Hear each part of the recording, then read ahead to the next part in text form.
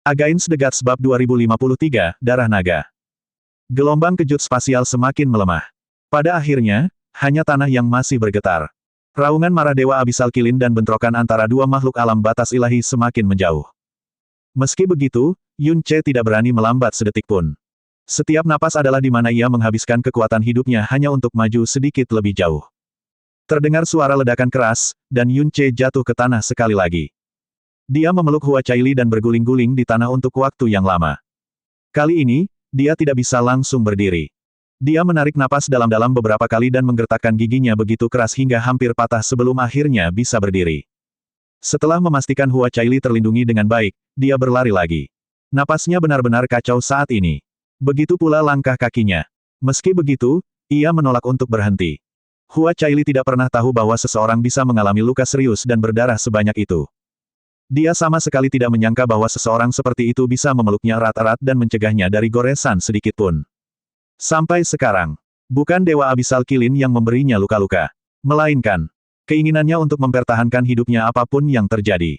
Dia jarang sekali menerima perhatian dari orang lain, tetapi dia tahu bahwa perhatian itu melebihi sekadar nyawa yang harus dibalaskan. Di sini dan saat ini, ia menyaksikan apa yang bibinya ceritakan kepadanya tentang ikatan yang melampaui kehidupan. Obsesi yang melampaui kemauan. Dia mengalami konsep-konsep yang saat itu tidak dapat dia pahami dengan tubuh dan jiwanya sendiri. Waktu terus berlalu, dan bahkan gempa bumi pun melemah dengan cepat. Namun, Yun Ce menolak untuk berhenti. Baru setelah mereka tidak bisa lagi merasakan gelombang kejut, tidak bisa mendengar raungan Dewa Abisal Kilin kecuali sesekali suara benturan samar, dan krisis mereka akhirnya teratasi, Yun Ce tiba-tiba melambat.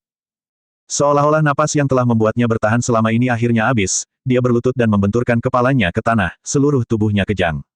Dia tidak berdiri lagi untuk waktu yang sangat, sangat lama. Namun, ada satu hal yang tidak goyah meskipun ia tampak sudah benar-benar kehabisan tenaga. Lengannya masih mencengkeram Hua Caili dengan erat seperti sebelumnya. Pada titik ini, kelima indera Hua Caili sangat melemah. Meski begitu, dia bisa mendengar detak jantungnya sejelas siang hari. Dia perlahan mengangkat jari-jarinya dan menyingkirkan rambutnya. Beberapa saat kemudian, dia akhirnya berhasil menyentuh wajahnya yang berlumuran darah dan keringat. Sentuhan ringan yang hampir tak terasa itu tampaknya menyentak Yun Ce keluar dari komanya yang singkat. Ia mulai mengatur napasnya dan menggenggam tangan Hua Caili sebelum ia kehilangan kekuatannya. Bahkan sekarang, ia masih berusaha sebaik mungkin untuk menghiburnya, sekarang, sudah baik-baik saja. Dengan gemetar, ia mengangkat tubuh bagian atasnya dan meletakkan tangannya di ulu hati Hua Caili. Cahaya murni dan tak bernoda bersinar darinya dengan sangat menyakitkan namun keras kepala dan menyembuhkan Hua Caili sedikit demi sedikit. Hua Caili membuka mulutnya dan memohon dengan lemah, "Selamatkan dirimu, dulu." Namun, Yun Ce tidak berhenti. Sambil mengatur napasnya, dia berkata dengan suara selembut mungkin, "Sejak aku melihat tubuhmu yang terluka, aku menjadi yakin bahwa hidupmu, lebih penting daripada hidupku sendiri, menyelamatkanmu, sama saja dengan menyelamatkan diriku sendiri." Dia merasa seolah-olah jiwanya dihantam oleh sesuatu yang berat. Bahkan tubuhnya bergetar hebat karenanya. Bibir Hua Caili terbuka, dan dia menangis tak terkendali untuk beberapa saat. Li Su. Pertarungan antara Dewa Abisal Kilin dan Hua Qingying masih berlangsung. Namun, Dewa Abisal Kilin adalah satu-satunya yang menyerang dengan marah, sementara Hua Qingying setengah bertahan dan setengah menjauhkannya dari Hua Caili dan Yun Ce. Sekarang, saat amarah Dewa Kilin Abisal telah terkunci sepenuhnya padanya, kecepatannya dalam memancing amarah itu jauh melebihi kecepatan kabur Yun Ce. Kemunculan Yun Ce telah memberikan secercah harapan ke tengah lautan keputusasaan yang mencengkeramnya sebelumnya, namun itu hanya secercah saja. Dia tahu betul betapa terlukanya Hua Caili setelah menerima serangan mematikan dari Dewa Abisal Kilin. Hampir mustahil dia akan selamat bahkan dengan Yun Ce yang melindunginya dan menerbangkannya menjauh dari medan perang secepat yang dia bisa.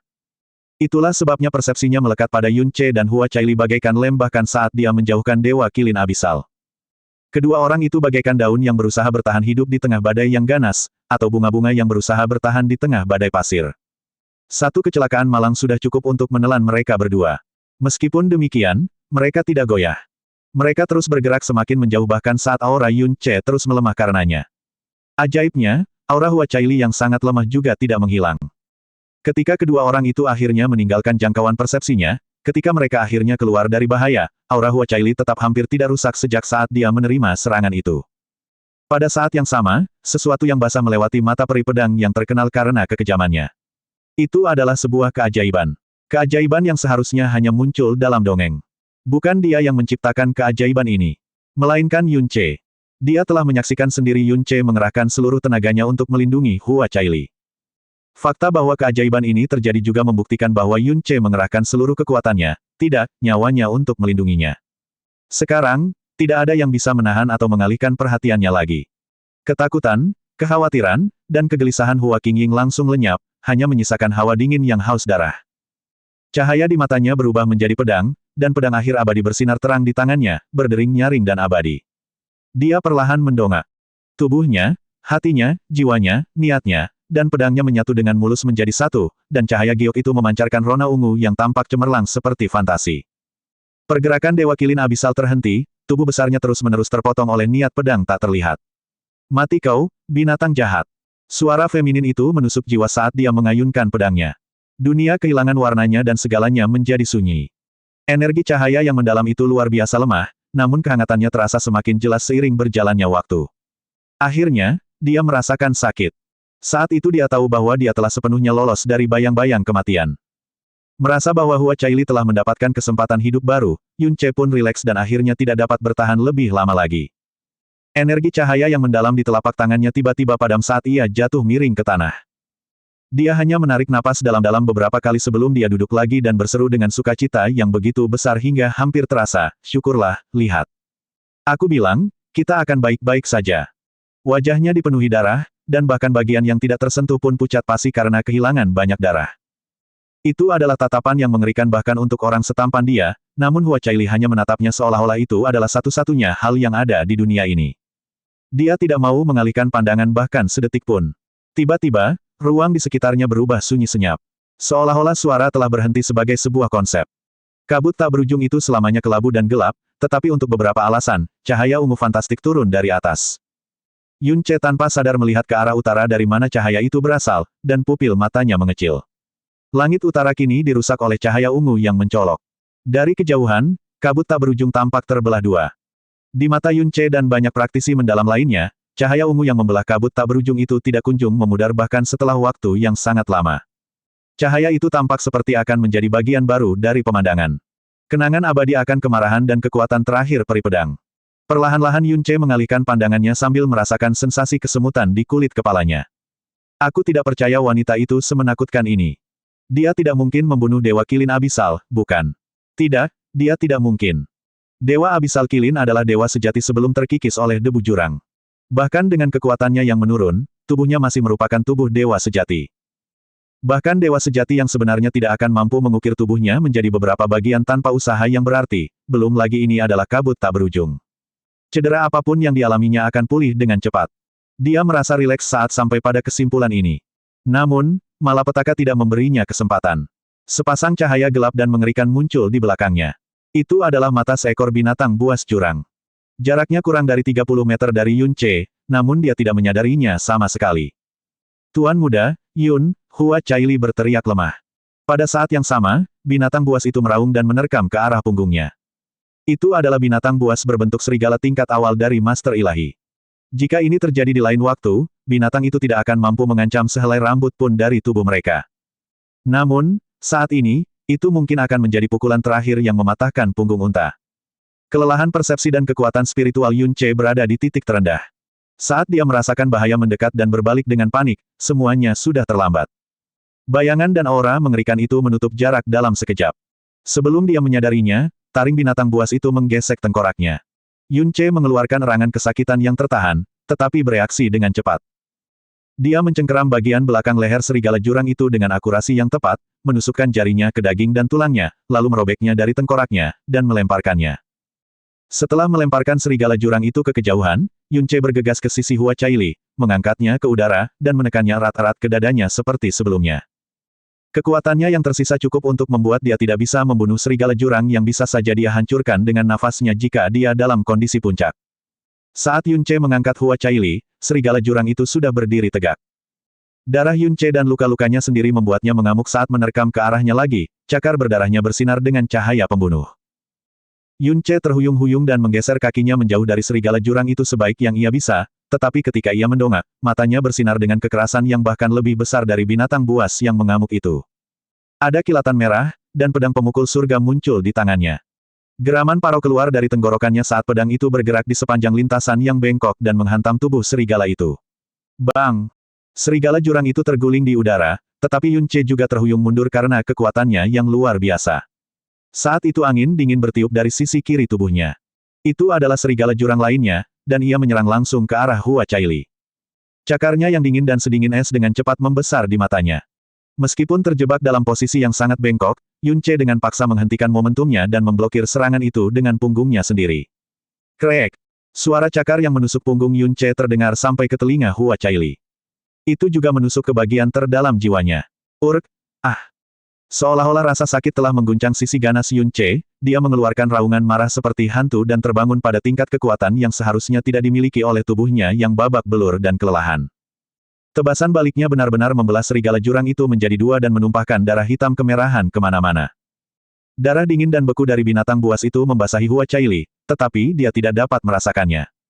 Dia hanya berpegangan erat pada dadanya dengan sekuat tenaga. Hidupmu lebih penting dari hidupku.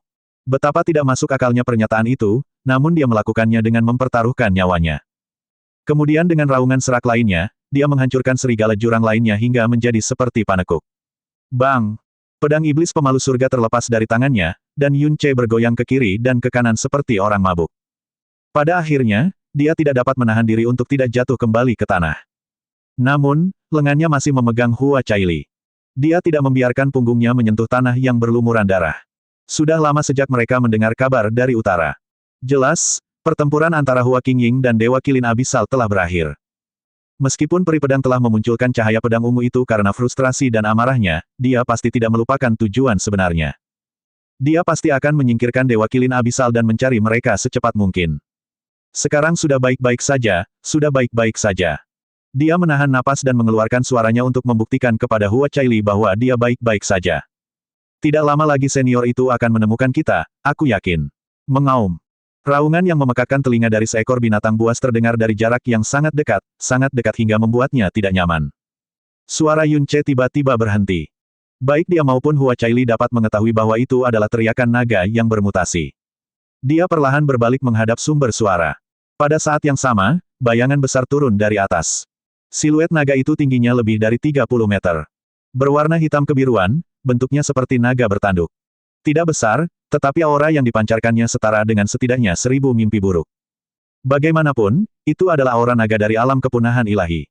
Sekalipun Yun Ce dalam kondisi puncaknya, dia akan kesulitan melawan naga bertanduk alam kepunahan ilahi, apalagi sekarang. Pupil mata Hua Caili membesar. Saat ini, emosi yang meluap di hatinya adalah keputusasaan tanpa harapan.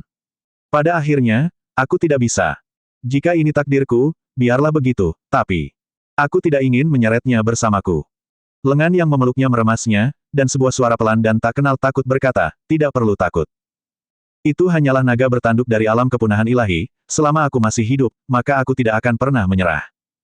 Tidak ada yang istimewa dalam pernyataannya, namun hal itu tertanam dalam di hati Hua Caili. Sebuah taruhan yang akan memengaruhi kehidupannya sepanjang hidupnya. Dipenuhi dengan nafsu paling mendasar untuk menghancurkan, naga alam kepunahan ilahi itu turun ke atas mereka seperti gunung yang menghancurkan langit. Tekanan naga itu sendiri hampir cukup untuk mencabik-cabik tubuh mereka. Yun Ce menggertakkan giginya dan mendongak, matanya bersinar dengan cahaya biru. Mengaum. Siluet naga muncul sekali lagi dan melepaskan raungan yang bahkan lebih dahsyat dari naga bertanduk jurang. Dewa naga adalah raja dari semua naga, dan jiwa dewa naga adalah jiwa naga yang paling hebat. Bahkan setelah naga bertanduk itu sepenuhnya ditelan oleh jurang, tulang dan darahnya masih sangat takut kepada dewa naga. Mata naga bertanduk jurang itu langsung berubah warna. Ia mengepak-ngepakkan sayapnya dengan liar di udara dan jatuh ke tanah, dan kekuatannya yang mengerikan tumpah kemana-mana seperti banjir bandang. Hua Qingying sedang mencari keduanya ketika raungan naga itu menarik perhatiannya. Dia segera berbalik dan melesat ke arah sumber suara dengan kecepatan cahaya. Pesh! Ledakan! Yun Ce telah mengumpulkan kekuatannya. Ketika naga bertanduk jurang itu menghantam tanah, dia mengeluarkan raungan serak, mengangkat pedang pembunuh iblis pemukul surga, dan menusukkannya ke leher naga bertanduk jurang itu. Bang! Mungkin karena naga bertanduk jurang itu telah kehilangan kendali atas kekuatannya, atau mungkin karena Yun Ce telah menciptakan keajaiban lain melalui tekadnya yang kuat, terdengar suara ledakan memekakkan telinga yang terdengar seperti longsoran salju, dan pedangnya menusuk dalam-dalam ke leher naga itu, menyebabkan darah naga hitam kemerahan menyembur ke atas dirinya dan Hua Caili. Pada saat inilah mata kejam Yun Ce bersinar dengan niat yang tak terlihat. Sebuah botol merah muncul tanpa suara di telapak tangannya.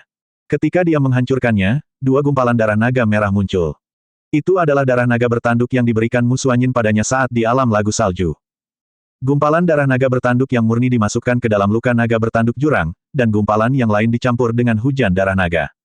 Darah naga bertanduk jurang telah tercemar oleh debu jurang. Kualitasnya jelas jauh lebih buruk dari sebelumnya. Di sisi lain, darah naga bertanduk yang dimilikinya murni dan belum pernah digunakan. Itu sudah cukup untuk menyingkirkan semua kemungkinan lain dan hanya menyisakan satu.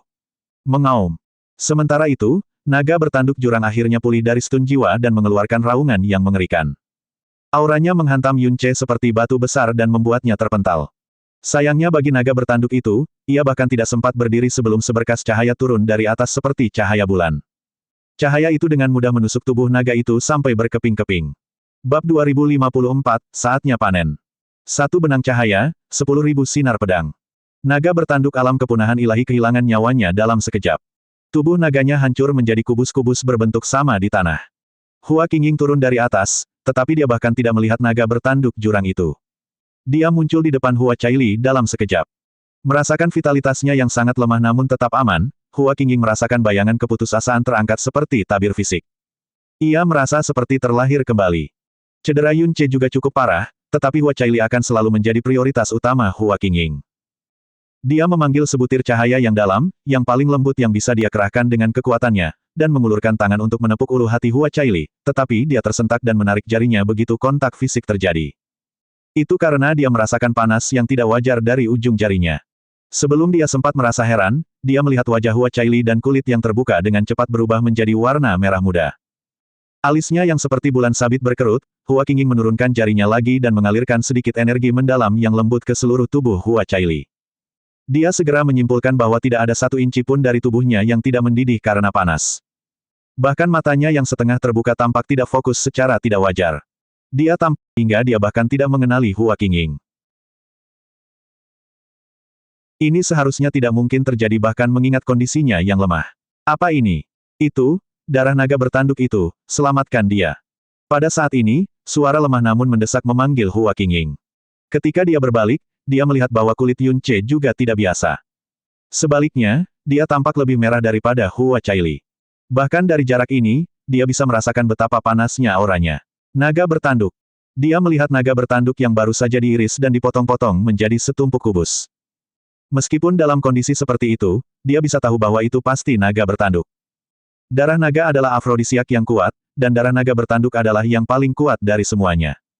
Pada saat inilah sebuah kenangan yang amat remeh dan tidak pantas menjadi kenangan sama sekali terlintas di benaknya. Darah naga sangat beraroma yang. Meskipun tidak beracun, darah itu lebih mengerikan daripada racun karena darah itu dapat menyamar sebagai afrodisiak yang sangat kuat. Meski begitu, bahkan darah naga yang paling kuat pun tidak dapat mengancam keberadaan seperti mereka. Faktanya, seorang master ilahi atau bahkan penguasa ilahi dapat dengan mudah mengeluarkan darah naga bertanduk alam kepunahan ilahi. Namun, itu dalam keadaan normal. Hua Caili terluka parah sehingga lupa mengeluarkannya, dia bahkan tidak bisa mengerahkan kemauan untuk melawan sedikitpun. Selain itu, darah naga bertanduk telah menghujaninya dari kepala hingga kaki, sehingga langsung meresap ke setiap sudut tubuhnya. Jadi begitu. Hua Qingying bergumam pada dirinya sendiri dan merasa rileks. Memunculkan seberkas cahaya yang dalam sekali lagi, dia dengan lembut menekan jarinya ke ulu hati Hua Caili. Satu nafas, dua nafas. Cahaya lembut yang dalam masih menyelimuti ujung jari Hua Qingying. Wanita itu sendiri tiba-tiba menjadi sedingin batu. Sedetik kemudian, jarinya benar-benar sedikit gemetar. Hua Caili terlalu lemah. Itulah sebabnya darah naga bertanduk itu menyebar ke setiap sudut tubuhnya dan meresap ke dalam darah, pembuluh darah, dan bahkan lautan jiwanya tanpa perlawanan apapun. Selain itu, Hua Caili tidak hanya mengalami cedera serius. Meskipun kondisinya stabil, dia berada di ambang hidup dan mati.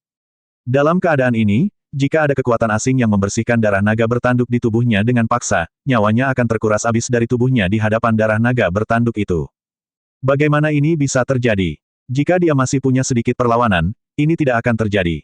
Jika lukanya sedikit lebih ringan, sedikit saja. Hua Qingying menggertakkan giginya dan akhirnya mendorong cahayanya yang dalam ke tubuh Hua Caili. Namun, dia segera menariknya kembali pada saat berikutnya. Jika dia menyembuhkannya terlebih dahulu, tetapi afrodisiaknya bekerja penuh, maka jika dia menghilangkan afrodisiak terlebih dahulu sebelum menyembuhkannya, maka senior, Pada saat ini, dia mendengar suara Yun Ce sekali lagi. Setiap kata yang diucapkannya dipenuhi dengan urgensi karena keraguannya yang nyata. Selamatkan dia, apa yang kamu tunggu, dia benar-benar tidak berdaya sekarang, jika kamu tidak menyelamatkannya, kondisinya akan. Diam. Hua Qingying perlahan tapi pasti kehilangan ketenangannya. Tidak ada seorang pun di dunia ini yang lebih ingin menyelamatkan Hua Caili daripada dirinya sendiri. Mengapa ini terjadi?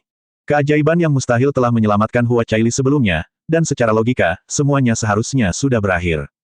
Jadi mengapa? Saat itulah dia teringat sesuatu dan menoleh ke arah Yun Ce, bisakah energi cahayamu yang dalam? Kata-katanya tertahan di tenggorokannya begitu dia melihat Yun Ce. Dia telah memperhatikan Hua Caili selama ini, jadi baru sekarang dia menyadari betapa mengerikan luka-luka Yun Ce. Jika dia tidak memiliki garis keturunan Dewa Naga, dia pasti sudah musnah sejak lama. Selain itu, jumlah darah yang ia terima jauh lebih banyak daripada Hua Caili. Melihat luka dan kelemahannya, ia sama tidak berdayanya dengan Hua Caili, yang berarti kondisinya lebih buruk. Memintanya untuk mengalirkan energi cahaya yang mendalam dalam kondisi ini sama saja dengan memintanya untuk bunuh diri. Lagi pula, ia pasti sudah menyembuhkan dirinya sendiri jika itu memungkinkan. Hua Qingying mengangkat Hua Caili ke dalam pelukannya, tetapi ketika dia berdiri dan melihat sekelilingnya, dia terkejut karena tidak tahu harus pergi kemana.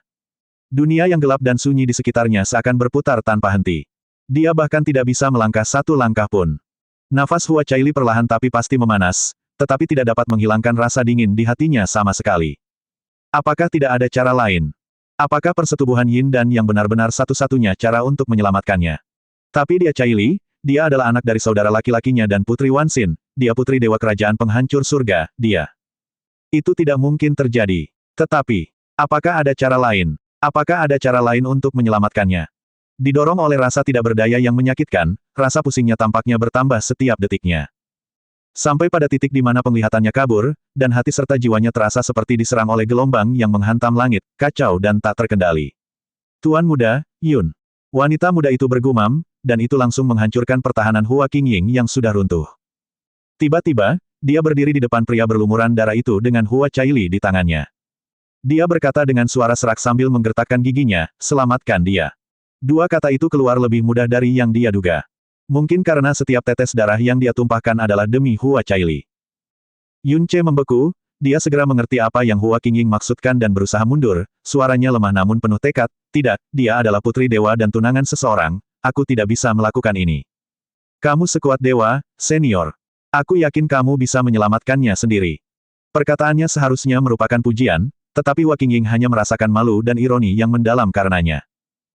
Memikirkan bahwa reaksi pertamanya terhadap kecantikan tak tertandingi dan putri ilahi Hua Caili adalah penolakan, hal itu meringankan sebagian rasa sakit dan perjuangan yang dihadapinya dalam membuat keputusan ini. Dadanya naik turun dengan berat saat dia berkata dengan kesedihan yang terselubung, apakah kamu akan melihatnya menderita luka abadi di jiwanya dan nasib yang lebih buruk dari kematian? Yun Ce membeku, matanya kehilangan warna dan sesekali memperlihatkan perjuangan yang marah. Hua Qingying tidak menunggu jawaban. Dia meletakkan Hua Caili di samping lututnya dan berbalik dengan tegas, kamu memiliki garis keturunan Dewa Naga. Luka-lukamu parah, tapi, aku yakin kamu masih memiliki sedikit kekuatan. Meskipun dia berusaha sekuat tenaga untuk mengendalikan diri, Hua Qingying dapat dengan jelas merasakan getaran dalam suaranya sendiri, jika kamu tidak menyelamatkannya, maka aku akan membunuhmu saat ini juga.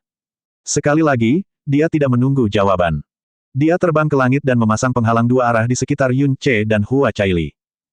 Begitu penghalang itu terbentuk, Hua Qingying tiba-tiba berbalik dan menunjuk penghalang itu dengan jarinya yang gemetar, seolah-olah dia menyesali keputusannya. Namun, pada akhirnya, dia menarik jarinya dan melesat ke langit, tanpa menoleh ke belakang. Sobekan. Tiba-tiba, hujan sinar pedang yang dahsyat turun ke mayat naga bertanduk itu, menghancurkan tumpukan kubus itu menjadi butiran debu terkecil.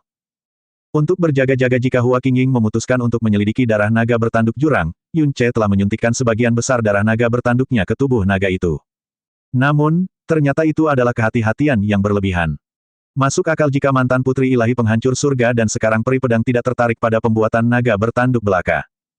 Kalau bukan karena energi jiwanya yang luar biasa, dia bahkan tidak akan ingat kalimat, darah naga adalah afrodisiak yang kuat, dan darah naga bertanduk adalah yang paling kuat dari semuanya. Li Su menutup persepsi ilahinya pada waktu yang tepat.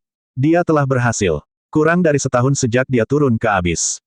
Meskipun demikian, dia, seorang Divine Master level 3, telah mendorong peri pedang, praktisi mendalam nomor 1 di abis di bawah dewa sejati ke jalan buntu 2 kali. Hal ini terutama berlaku untuk percobaan kedua. Waktu kemunculan naga bertanduk jurang, luka Hua Caili, dan lukanya sendiri semuanya sempurna. Jika tidak, dia tidak akan bisa mendorong alam batas ilahi Hua Qingying untuk membuat keputusan seperti itu. Untuk menghitung hal-hal sampai sejauh ini, dia pasti sangat lelah, bukan? Kerajaan Dewa Shenluo. Dian Zheuxi mengenakan jubah polos satu warna, tetapi bagus. Sikapnya sebagai anak dewa terhebat dari 6 kerajaan dewa begitu kuat sehingga bahkan sutra terbaik pun akan terlihat biasa saja di hadapannya. Tidak ada debu jurang di sini, hanya mata air bening yang tampak sebening kristal. Dian Zheuxi menikmati suara air mengalir dan mengamati telapak tangannya dengan tenang. Ini adalah tempat favoritnya. Dia sering berdiri di sini untuk waktu yang sangat, sangat lama. Di telapak tangannya, tergeletak ranting awan pelangi yang terlindungi oleh cahaya yang dalam. Ranting yang kecil namun lembut itu mekar dengan bunga awan pelangi yang luar biasa besar. Itu tempat yang sama, tindakan yang sama, cabang awan pelangi yang sama, serta kenangan dan pikiran yang sama. Bang! Kepalanya terinjak-injak ke dalam lumpur yang kotor. Ia sedang memanjat ketika kaki yang sama menginjak-injak kepalanya ke dalam lumpur lagi dan menjepitnya di tempatnya. Rasa sakit dan penghinaan yang sudah biasa ia rasakan, diikuti oleh ejekan dan ejekan yang melengking. Beraninya kamu menunjukkan wajahmu di sini, dasar bajingan jelek. Kamu di sini bukan untuk mengintip Lady Caili, kan? Sial. Kepala besar, apakah kamu tidak memeriksa dirimu di cermin yang penuh dengan air seni itu? Lady Caili sangat mulia. Jika kau membuatnya takut dengan kepalamu yang jelek, tidak ada yang peduli jika kau dipukuli sampai setengah mati, tetapi kau akan mempermalukan kami semua. Kita tidak bisa membiarkan itu terjadi, bukan? Ia menyerah untuk melawan. Ia hanya bisa menunggu dengan pasrah sampai penyiksanya mengangkat kakinya. Dia tahu betul bahwa melawan hanya akan memberinya siksaan dan kehinaan yang lebih besar. Ditambah lagi, mereka benar. Dia datang untuk mengintip Lady Caili yang legendaris.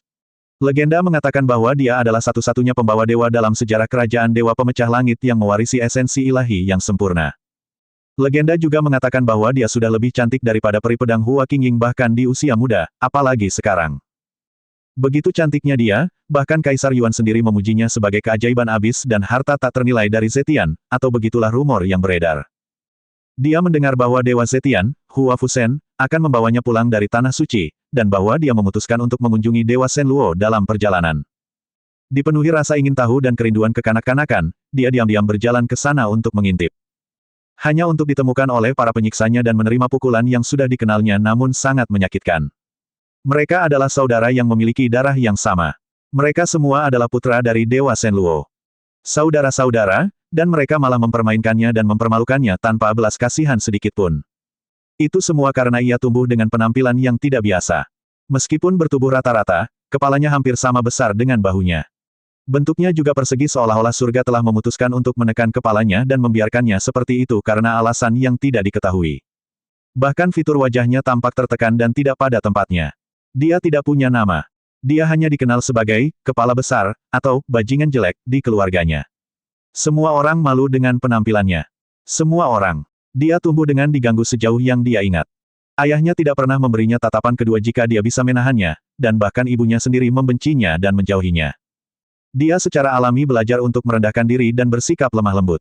Dia belajar untuk tidak mengangkat kepalanya untuk apapun. Meskipun keadaannya tidak menguntungkan, sedikit pembangkangan mendorongnya untuk berkultivasi sekeras yang ia mampu. Namun, ia segera menyadari bahwa penampilan bukanlah satu-satunya kelemahannya. Bakatnya juga berada di urutan paling bawah dari saudara-saudaranya.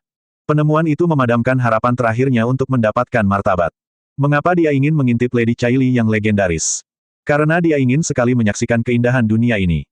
Ia memejamkan mata dan membiarkan mereka memanggilnya dengan sebutan yang tidak pantas dan menginjak-injaknya sesuka hati. Ia sudah lama mati rasa terhadap hal ini. Apa yang kamu lakukan? Mengapa kamu menggertaknya? Dia membuka matanya, kesadarannya kabur bukan karena luka-lukanya, tetapi karena suaranya. Ia belum pernah mendengar suara yang begitu merdu dalam hidupnya. Suara itu seperti mata air yang tenang di lembah yang kosong, suara surgawi yang begitu lembut sehingga orang hampir mengira suara itu tidak ada. Itu adalah sesuatu yang seharusnya hanya ada di dalam buku-buku. Dewi Caili. Teriakan panik, ketakutan, dan tak percaya terdengar di sana-sini. Para pangeran yang menindasnya tiba-tiba kehilangan suara mereka seolah-olah seseorang mencekik mereka, dan semangat mereka sebelumnya tidak terlihat lagi. Beberapa mencoba mengatakan sesuatu, tetapi yang keluar dari mulut mereka hanyalah gagap yang tidak jelas. Siapapun yang menginjak kepalanya segera menyingkirkan kakinya.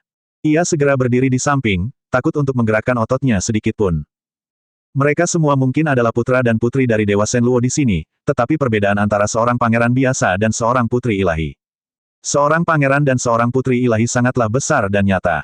Ia perlahan bangkit berdiri, bingung dan linglung. Ketika ia mendongak, dunianya tiba-tiba berubah seolah-olah ia akan pingsan. Gadis itu berusia 14 atau 15 tahun dan mengenakan gaun putih. Jelas dia belum tumbuh menjadi wanita dewasa, tetapi saat matanya bertemu dengan gadis itu, seolah-olah seluruh dunia telah kehilangan warna dan cahayanya. Akal sehatnya tentang apa yang indah juga hancur berkeping-keping. Dia telah membayangkan berkali-kali betapa cantiknya Lady Caili yang legendaris hingga mendapatkan pujian seperti itu dari Kaisar Yuan sendiri. Baru sekarang dia menyadari bahwa pujiannya pun tidak cukup untuk menggambarkan hal yang sebenarnya. Bahwa hampir menghina untuk menganggap kata-kata seperti keajaiban dan harta tak ternilai sebagai wujudnya. Lama sekali kemudian, dia akhirnya menyadari bahwa dia sedang menatapnya dan menundukkan kepalanya, takut untuk menatapnya bahkan sedetik pun. Rasa rendah diri yang mendalam menenggelamkannya seperti lumpur tempat dia diinjak. Melihat pakaian dan auramu, jelas sekali kalian adalah saudara-saudara. Tempat ini dekat dengan aula Dewa Shenluo. Jika Dewa Shenluo tahu kamu menindas saudaramu, dia pasti akan menghukummu atas tindakanmu. Mungkin maksudnya tegurannya seperti itu, teguran, tetapi teguran itu sama sekali tidak memiliki rasa otoritas.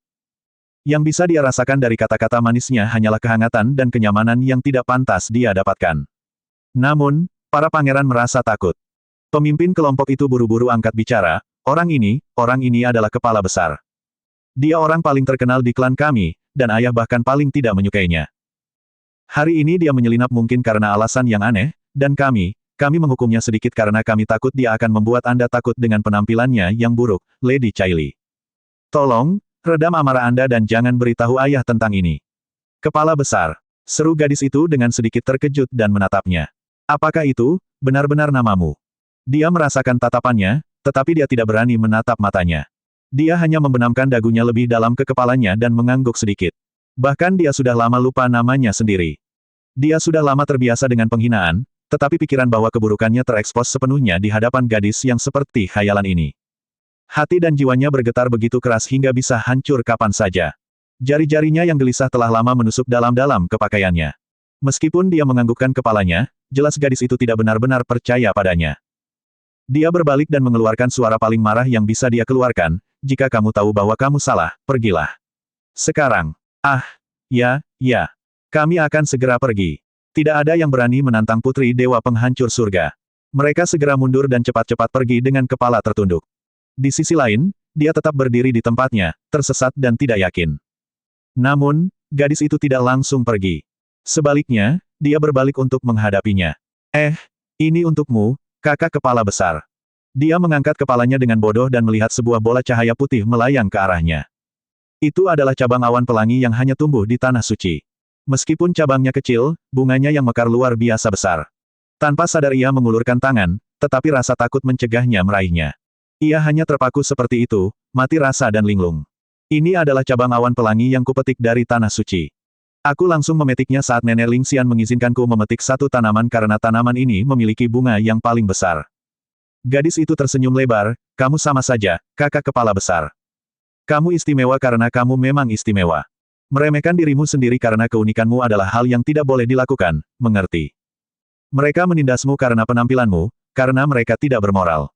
Itu bukan salahmu, dan kamu seharusnya tidak menyerah pada dirimu sendiri karena mereka. Siapa tahu, mungkin suatu hari kamu akan mekar seperti yang lain, seperti cabang awan pelangi ini. Gadis itu pun pamit setelah itu. Reaksi pertama dan satu-satunya terhadap penampilannya yang buruk adalah rasa heran. Dari awal hingga akhir, dia tidak melihat sedikit pun rasa jijik atau kasihan darinya. Dia berdiri di sana dengan tatapan kosong untuk waktu yang sangat lama. Akhirnya, dia dengan gemetar mengulurkan tangan dan memegang cabang awan pelangi kecil itu dengan sangat hati-hati. Gadis itu tidak tahu bahwa kebaikan alaminya adalah titik balik seluruh hidupnya. Berkat dia, cahaya kembali ke dunianya. Berkat dia, dia punya tujuan dan keinginan untuk berhasil, apapun yang terjadi. Ia mulai berkultivasi dengan sekuat tenaga. Tidak peduli berapa banyak ejekan dan ejekan yang ia terima, ia mengabaikannya seperti air yang mengalir dari punggung bebek. Ia berusaha untuk tumbuh lebih kuat, setidaknya agar suatu hari ia bisa mendapatkan hak untuk melihatnya sekilas dari jauh. Kemudian, pada suatu hari yang menentukan, guntur menggelegar di dalam kepalanya, dan dia membangkitkan esensi keilahiannya. Kenangan yang telah diputar berkali-kali di kepalanya terputar lagi. Dia tidak akan pernah melupakan setiap momen, setiap saat di hari itu sampai dia meninggal. Dian Zhouxi menggenggam kedua tangannya dan dengan hati-hati mengambil cabang awan pelangi. Di dalam hatinya, dia bersumpah pada sebuah sumpah yang sudah diucapkannya berkali-kali sebelumnya. Cai Li, keberadaanku, hidupku, gelarku, semuanya, adalah demi melindungimu. Selama aku hidup, aku tidak akan pernah membiarkan siapapun menyakiti sehelai rambut pun dari tubuhmu. Andai kata hari itu tiba, biarlah kesengsaraan dan penyesalan abadi menimpaku. Bab 2055, Sisa Kehidupan. Kabut tak berujung terasa dingin dan sunyi senyap. Raungan binatang buas tak terdengar lagi sejak lama. Ini karena semua binatang jurang dalam radius 300 km telah dilenyapkan oleh Hua Qingying, namun hal itu sama sekali tidak meredakan amarahnya. Hati pedang Hua Qingying yang telah stabil selama ribuan tahun telah runtuh. 4 jam telah berlalu. Ini juga merupakan 4 jam tersulit dalam hidup Hua Qingying. Dalam waktu singkat ini, dia telah berjalan beberapa ratus kali. Identitas Hua Cai Li, pertunangannya, kerajaan Dewa Zetian dan kerajaan Dewa Shenluo yang mengikatnya, serta sumpah rahasia perlindungan seumur hidup. Namun, dia secara pribadi telah menyerahkannya. Pada saat ini, dia tidak tahu bagaimana menghadapi Hua Cai Li, bagaimana menghadapi Hua Fuchen, dan bagaimana mengatasi rasa bersalahnya yang tiada habisnya terhadap Kuan Xin. Yun Ce perlahan-lahan bangkit dari dalam penghalang dan mengunci erat tubuh wanita muda di hadapannya. Tubuhnya yang putih tanpa cacat bagaikan batu giok yang paling sempurna, indah dan lembut. Kabut tak berujung berwarna abu-abu, tetapi kulitnya yang berwarna giok berkilau, seperti cahaya yang mengalir di atas salju. Dia mengeluarkan seperangkat pakaiannya sendiri dan dengan lembut menutupi tubuh Hua Cai Li. Seolah merasakannya, bibir wanita muda yang tak sadarkan diri itu terbuka dan tertutup dan pinggangnya yang ramping sedikit bergeser. Bahkan di balik pakaiannya, pinggang itu masih sesempurna seolah telah dituangkan dengan segala upaya Sang Pencipta. Yun Ce mengalihkan pandangannya dan mengembuskan napas pelan. 4 jam sudah cukup bagi Yun Ce untuk memulihkan sejumlah besar kekuatan dan energinya yang mendalam. Luka dalam Hua Cai Li yang sangat parah juga perlahan-lahan berkurang berkat kekuatan energi cahaya yang mendalam miliknya. Dia berdiri dan berjalan menuju penghalang dengan langkah kaki yang sangat ringan. Dia mengulurkan tangan untuk menyentuhnya dan ujung jarinya berhasil menembusnya tanpa halangan apapun. Penghalang ini mengisolasi semua indera tetapi tidak mengisolasi tubuh. Setelah meninggalkan penghalang, semua yang ada di sekitarnya menjadi sunyi senyap. Dia langsung tahu bahwa binatang buas di daerah ini telah mengalami bencana besar karena kebencian peri pedang yang tak ada habisnya. Mereka adalah sekelompok anak yang patuh dan berguna. Sayang sekali. Dia melihat sekelilingnya namun tidak mendapati sosok Hua Qingying dimanapun. Jelas, dia masih belum tahu bagaimana menghadapi semua yang terjadi bahkan setelah 4 jam menenangkan diri. Peri pedang juga bisa melarikan diri. Yun Ce duduk di tanah dan menatap ke depan, terdiam cukup lama. Suara Li Su terdengar, semuanya berjalan sesuai harapan. Tidak ada kecelakaan dan tidak ada celah yang tertinggal, jadi mengapa kamu tidak senang? Yun Ce menjawab dengan acuh tak acuh, semuanya sesuai harapan, jadi tidak ada yang perlu disyukuri. Li Su segera menjawab, merasa bersalah. Bersalah. Sudut mulut Yun Ce berkedut, apakah seseorang yang telah bersumpah untuk benar-benar menjungkirbalikkan abis ini akan merasa bersalah tentang rencana jahat ini? Bagaimana lagi aku bisa layak menjadi dewa iblis yang membawa malapetaka? Hatimu sedang kacau balau, kamu lupa bahwa jiwa kita saling terhubung. Mustahil bagimu untuk menyembunyikan semua jejak emosimu dariku. Yun Ce terdiam beberapa saat. Mulutnya berkedut lagi dan memperlihatkan senyum jelek, mungkin karena aku belum terbiasa. Ia mengulurkan tangannya, menatap telapak tangannya, dahulu kala, aku dipenuhi keinginan untuk melepaskan diri dari semua dendam dan pertikaian, bahkan tidak lagi menodai diriku dengan pembunuhan, karena ketika aku menemukan putriku yang telah hilang selama 10 tahun, dia begitu cantik sehingga aku tidak ingin memeluknya dengan tanganku yang berlumuran darah. Dan sekarang, tangan ini ternoda bukan hanya oleh darah. Li Su dengan terus terang menyimpulkan, kondisi pikiranmu saat ini adalah bukti bahwa sifatmu tidaklah jahat. Hahaha. Yun Ce tertawa pelan, lalu tertawa gila, seorang iblis yang baru saja merencanakan dan menyakiti orang lain dengan cara yang hina dan berbahaya, dia bisa merasa tenang hanya karena dia merasa bersalah. Dia bisa dimaafkan hanya karena itu. Kamu benar-benar dipenuhi dengan kekudusan, dasar dewa pencipta yang setengah amnesia. Ses. Tawanya yang bergetar menarik-narik luka di sekujur tubuhnya, menyebabkan dia menarik napas dalam-dalam. Li Su. Tapi kamu sudah mengingatkanku. Yun Ce melanjutkan, emosi tambahan ini tidak perlu dan berlebihan. Memang benar aku masih belum sepenuhnya terbiasa dengan emosi itu, dan aku tidak bisa melakukan apa yang dilakukan Ratu Iblis. Namun, manusia akan selalu tumbuh, begitu pula iblis. Jika kamu bertekad menjadi dewa iblis pembawa bencana, kamu harus teliti. Jika kamu berhasil, kau dapat menyelamatkan dunia dari bahaya. Jika ada pembalasan, ia mengatupkan kedua jarinya dan tersenyum tipis. Semua perbuatan jahat dilakukan olehku sendiri, jadi tentu saja itu hanya pembalasan kepadaku sendiri. Cukup hemat biaya. Li Su terdiam cukup lama sebelum mengajukan pertanyaan lain, apa yang akan kamu lakukan selanjutnya? Yun Ce mengangkat matanya, masuk ke kerajaan Dewa Penghancur Surga. Apakah kamu tidak takut dibunuh seketika oleh Dewa Kerajaan Zetian? Li Su bertanya dengan tenang. Kalau begitu, bukankah aku akan merencanakan semua ini dengan sia-sia? Hati Yun Ce tidak dibanjiri sedikit pun kekhawatiran karena kata-kata Li Su. Dia akan hidup dan mati bersamaku. Kalau begitu, apakah menurutmu Dewa Zetian benar-benar akan menyakitiku? Li Su tidak yakin. Kerajaan Dewa Penghancur Surga hanyalah batu loncatan. Kata Yun Ce tanpa tergesa-gesa dengan cahaya aneh yang dalam tersembunyi di kedalaman matanya, aku butuh bantuan Dewa Zetian untuk membimbingku ke suatu tempat. Di mana? Yun Ce baru saja hendak menjawab ketika langkah kaki yang sangat ringan datang dari belakangnya. Ekspresinya diam, tetapi dia tidak menoleh ke belakang dan tetap duduk di sana seolah-olah dia tidak menyadarinya. Langkah kaki itu mendekat dengan kelembutan dan kehalusan, tetapi suara Hua Caili tak kunjung terdengar. Aura Hua Caili menyentuh tubuhnya dengan sedikit kecabulan yang belum hilang, menodai kesuciannya. Sepasang lengan bagaikan batu giok dengan lembut melingkari pinggang Yun Ce saat dia menyandarkan kepalanya ke punggungnya. Jari-jarinya yang tadinya lemah dan tak berdaya kini mencengkeram erat tepian pakaiannya, seolah-olah dia takut dia akan pergi dengan tekad yang sama seperti yang dilakukannya terakhir kali. Tidak sepatah kata pun terucap, tetapi tindakan itu sendiri bernilai 1000 kata. Seluruh tubuh Yun Ce membeku di tempatnya. Dia sudah lama mengantisipasi berbagai emosi, reaksi, dan kemungkinan kata-kata Hua Caili. Pada saat ini dia tiba-tiba tidak tahu bagaimana menanggapi atau apa yang harus dikatakan. Hua Caili pasti telah mengalami bencana terbesar dan perubahan paling drastis dalam hidupnya dan wajar saja jika dia menunjukkan emosi yang kuat atau tak terkendali, tetapi dia tidak merasa kehilangan, sedih, atau menangis. Dia bahkan tidak melampiaskannya sama sekali dan hanya meringkuk dalam pelukannya. Hua Qingying memperhatikan dari jauh dan tidak mendekat untuk waktu yang lama. Dia terlalu malu untuk menghadapinya. Dialah yang bersikeras membiarkan Hua Caili berlatih sendiri, dan dialah juga yang gagal melindunginya. Yun Ce diam-diam menoleh dan menatap wanita muda di sampingnya. Matanya terpejam, wajahnya yang sangat cantik tampak tenang bagaikan lukisan, dan bulu matanya yang panjang tidak bergetar sedikit pun, memperlihatkan ketergantungan, ketenangan pikiran, dan kepuasan yang tak terpuaskan yang bahkan tidak memiliki sedikit pun rasa waspada. Seolah-olah hatinya tersentuh, dia akhirnya berkata, luka-luka dalammu, sangat serius. Aku baru saja meredakan rasa sakitmu untuk sementara dengan energi cahaya yang mendalam. Kamu perlu memulihkan diri untuk sementara waktu. Hua Caili tidak menanggapi perkataannya dan masih bersandar padanya dengan tenang. Yun Ce tidak berbicara lagi. Setelah waktu yang lama, gadis di sampingnya akhirnya membuka matanya yang indah.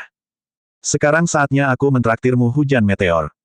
Dalam tatapan tertegun Yun Ce, Hua Caili dengan lembut membuka sepasang mata yang membawa kebingungan yang lembut dan menawan dari hujan dan embun yang baru turun, pedih dan menyayat hati. Dia mengangkat tangannya dan pedang awan kaca melayang di udara, lalu seketika lenyap di langit kelabu, tenggelam dalam lapisan debu jurang. Tak lama kemudian, seberkas cahaya putih berkilauan seperti bintang yang tiba-tiba muncul di langit yang jauh. Setelah itu, sinar cahaya itu terbang turun, meninggalkan jejak cahaya yang panjang, jatuh langsung ke arah keduanya dalam pelukan mesra. Tepat ketika Yun Ce mengira itu adalah sinar pedang dari pedang awan kaca, cahaya itu tiba-tiba terbelah menjadi dua, saling terkait saat jatuh. Mereka melewati lapisan kegelapan, lapisan debu jurang, lapisan kabut, namun kecerahannya tetap tidak berkurang. Menggambar dua garis yang saling terkait, mereka akhirnya terbang ke dunia fana, melambat, dan tiba di depan Yun Ce dan Hua Caili, dengan patuh mendarat di telapak tangan Hua Caili yang terentang.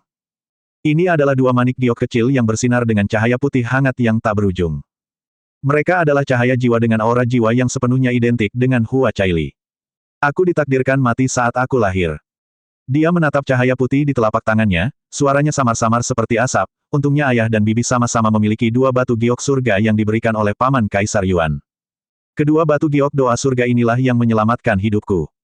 Setelah kekuatan kedua batu giok doa surga ini menghilang, ayah mengikatkan jiwaku kepada mereka dan memintaku untuk selalu membawanya sebagai manik umur panjang yang melindungiku. Selama jiwaku tetap utuh, mereka akan bersinar selamanya. Jadi, dia menatap tanpa berkedip, cahaya hujan meteor tidak selalu cepat berlalu. Selama dirawat dengan cukup hati-hati, ia dapat bertahan hingga akhir hayatnya. Yun Ce membuka mulutnya.